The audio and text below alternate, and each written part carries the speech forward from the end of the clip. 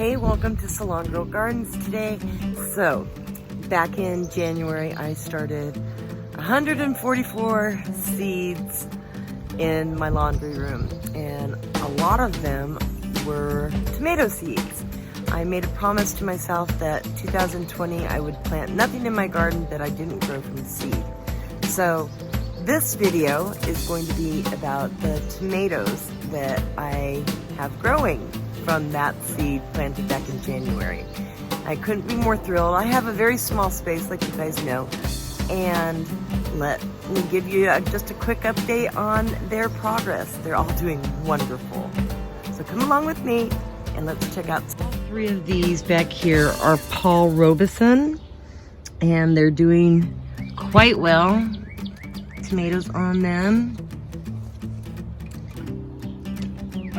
The days here are getting to be 90 degrees, and pretty soon the nights are gonna hit 80 and they'll stop setting fruit.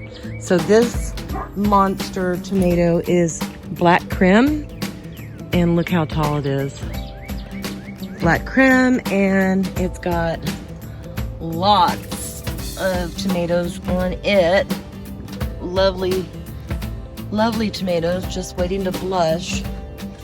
And this tomato over here is a currant tomato. Look at that. Isn't that gorgeous? So pretty. We've got a Gold Rush currant tomato down here that doesn't get full sun, but it's trying to do its thing. And then over here we've got a yellow pear tomato. Favorite tomato so far this year is this Sun Gold tomato. And this was an iffy for me. It's kind of planted in shade. But these are my favorite tomatoes so far. But something is liking it. It is just munching on it big time. But this is my favorite tomato so far. None of these have made it into the house yet. Aha! I found the culprit. Yeah. So all you need to do is look for frass and see all those black little specks. That is worm poop. That's what was eating the tomato leaves.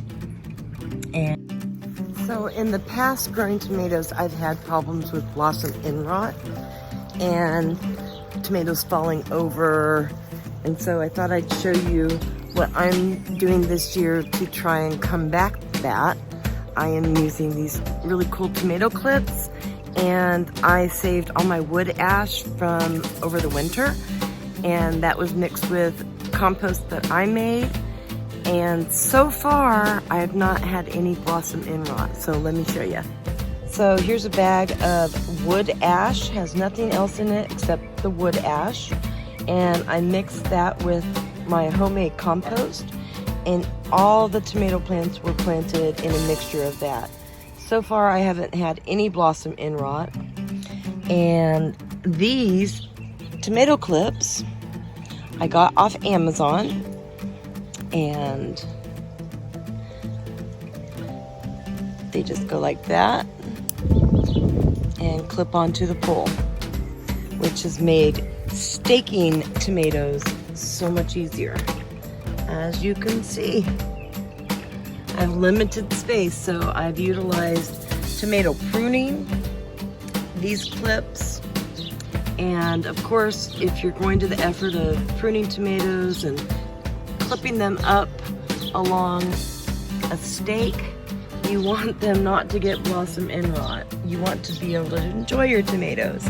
So far, no blossom end rot. And I've got to think that it has to do with the wood. Over here we've got your tried and true beefsteak. Right here we've got a mortgage lifter. Here we have a Castelluto Genovese right here. And here we've got Black from Tula. And it looks like Black from Tula has some something eating on it as well, but I don't see any worms. It just started setting blossoms. I'm excited. So this little cutie is in a pot. It's Tiny Tim. And there's the tomatoes for the Tiny Tim. Very, very, very small plant and fruit. This crazy one was supposed to be a small tomato called Tommy Toe. Got this from in my gardener, and it's huge.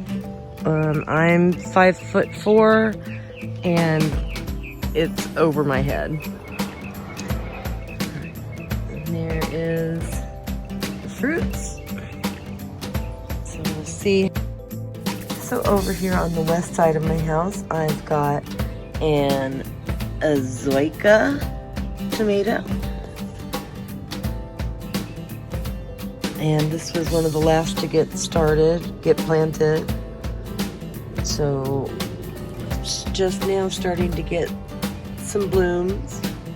Got another mortgage lifter, and it's got some tomatoes on it. It got tomatoes that reseeded itself from last year, but this is, I'm thinking it's going to be a cherry tomato because that's what was here last year. And this is a cherry tomato that as soon as these cherries ripen, I will pull it out because it's showing signs of blight already. That's okay. I've gotten a lot off of it so far. And you want to see something really cool? This is a radish that I've let go to seed. It had these beautiful flowers on them, and after the flowers come the seed pods, and the seed pods are edible. I just sauteed them like green beans in some oil with some garlic. Very good. So thank you so much for joining me at Salongirl Gardens today for this quick little tomato tour. I hope you enjoyed seeing what's possible in a small urban backyard like mine, and hope this encourages you to grow a lot more tomatoes from seed, heirloom tomatoes, next year. Thanks, and have a good day.